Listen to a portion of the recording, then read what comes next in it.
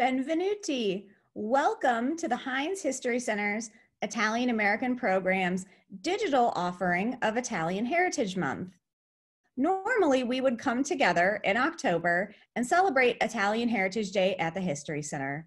But because of the pandemic, this year we are offering to you 4 videos of activity ideas that you can do at home to celebrate your own Italian heritage. And I'm here to walk you through some ideas for how you can do our first activity.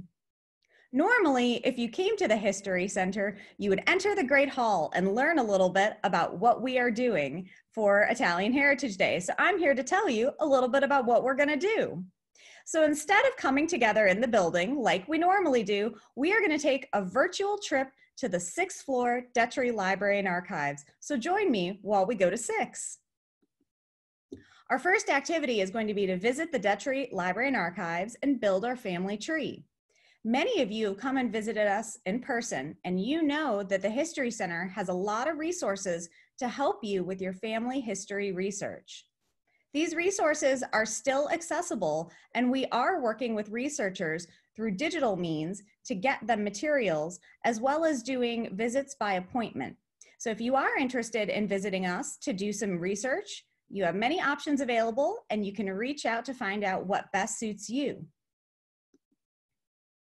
If you come to Italian Heritage Day in the past, you probably met with one of our genealogists from the area who helped you to find out some information about your family history. And this is something we certainly still can do remotely because we have many people reaching out wanting to know how can they continue their research and do it in a safe way. Luckily, there's a lot of different digital materials out there through sites like Ancestry.com and Family Search that do have some free functions which will allow you to take your research a little farther. I would also suggest materials like Historic Pittsburgh and the History Center's catalog to see what kind of materials are there available, as well as what materials are digitized. Remember that we are working to try to make these options safe and easy for patrons. So please consider reaching out to the History Center to see what can we do to aid you during your researching. We have a lot of oral histories, and I find that oral histories are really instrumental in helping people understand not just the context around the lives lived by their ancestors, but what else was going on around them in the region. Oral histories are digitized. They're easy things for us to share through our transcripts, but they're also easy things for you to do at home if you are interested in starting to record some of your family history. And this is what I'm going to talk to you about next. And this is getting a little bit into our activity suggestions for what you can do at home. Many of you are probably quite advanced in your family genealogy, but some of you might just be starting out and want to know, where do I begin? What's essential is that you record the vital details about your family history. So those would be things like names, dates, places of birth, marriages, and death dates. These vital records are important because they're going to allow you to continue that search, because these will become the facts in which you're going to try to fact check to see if you can find your relatives in the vital records in the region.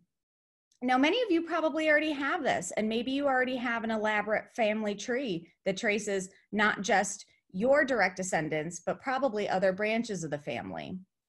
If you are more advanced and you're looking at something to do with your family tree once it's completed, recording your family stories is a great next step. And many people often decide to take their family research and generate it into a memoir or a work of autobiographical fiction. And we often have people visit the History Center looking for materials to help them in those pursuits. So here's something to think about if you're trying to record your family stories.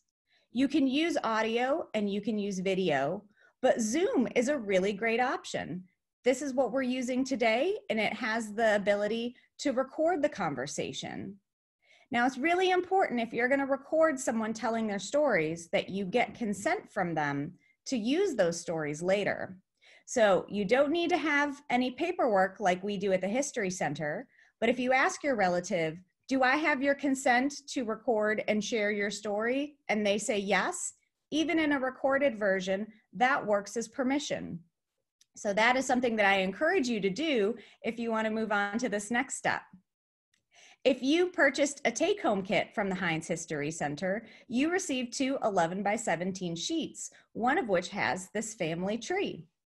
You also received another sheet where you will need scissors to cut out some of the labels, and you'll notice the labels are in Italian. So here's a cheat sheet for you of Italian words and their English counterparts so you can identify those family members using Italian language. You will need tape or glue in order to put those sheets of paper onto your family tree. And my suggestion is start with Io, me, and put yourself at the base of the trunk and then grow your tree from there. Even if you don't have this guide, you can use anything at home that you have. You can get quite creative if you have young kids at home and you want to make this a fun activity. This is something that you could do for hours, because my hope is that once you start to build your family tree, you start to have conversations with your family members and you learn a little bit more about your family history, because there's always something that we can learn from our elders in our families. I thank you so much for tuning in today to learn about how we can still engage in our Italian heritage during these times of the pandemic. And I am happy that we are able to find digital means to share with you some of the great activities we do at the History Center. And I hope that in 2021, I get to see you each in person. Thank you so much for joining us, and stay tuned for our next video where we will learn how to make a musical instrument.